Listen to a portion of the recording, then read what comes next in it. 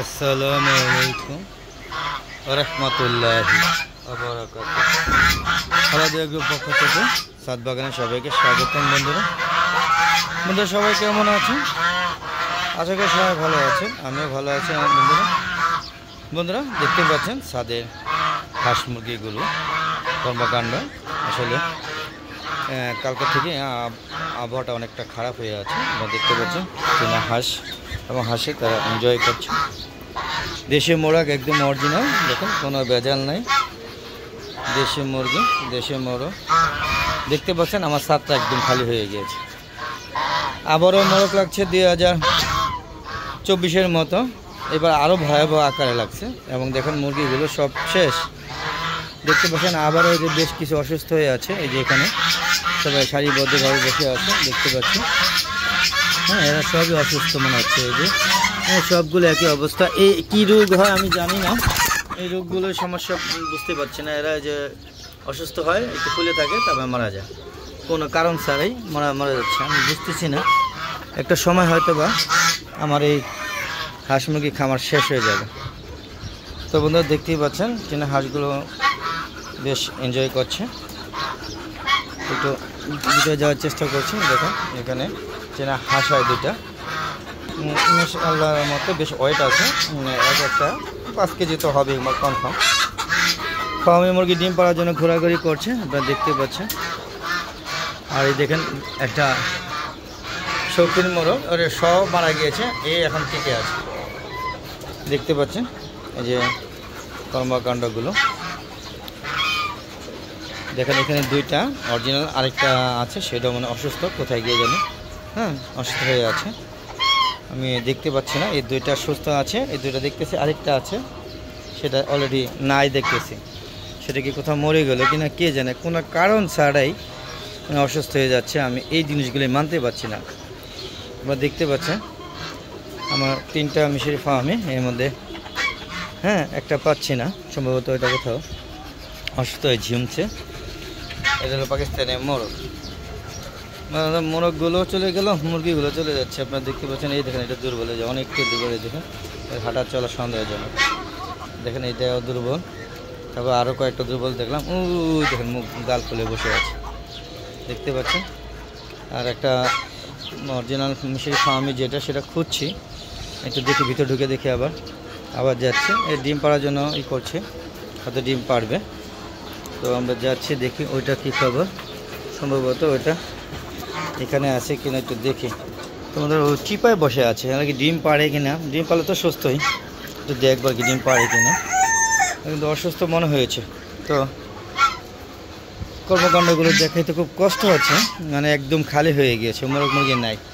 Turkey মুরগিগুলো শেষ। সর্বোপরি দৃশ্যগুলো দেখাচ্ছি ছাদে। ওয়েদারটা খুবই ভালো, দেখতে পাচ্ছেন। খুব সুন্দর প্রকৃতি, গাছে আম ঝুলছে। যেহেতু এখন আম সিজন চলে আসতেছে, হয়তো আর 1 মাস পরেই হয়তো আমগুলো বেশ খাওয়ার উপযুক্ত হয়ে যাবে। এখনও খাওয়া যাবে, কিন্তু এটা ছোটোবেলা আমরা খাইতাম আর কি, যখন দেখতাম যে কারো গাছে আম ঝুলছে। হ্যাঁ, এইগুলোই ছোটো ছোটো ছিঁড়ে লবণ দিয়ে খেতাম। তো ছোটোকালের দিন তো এখন আর নেই, তাই এই চিন্তা করাও মানে অন্যায় হবে। তো বন্ধুরা আপনারা দেখতে পেলেন, চলেন আমরা একটু কবুতর শেডে যাই। আসলে অনেক দিন ধরে কবুতর শেডে যায় না, তো দেখাই। তো দেখেন কত সুন্দর একটা দেশি মোরগ। হ্যাঁ, অনেকটা হলো ইয়োকো মাহার মতো। দেখেন বলে কত সুন্দর ডিজাইন, আপনাকে দেখেন।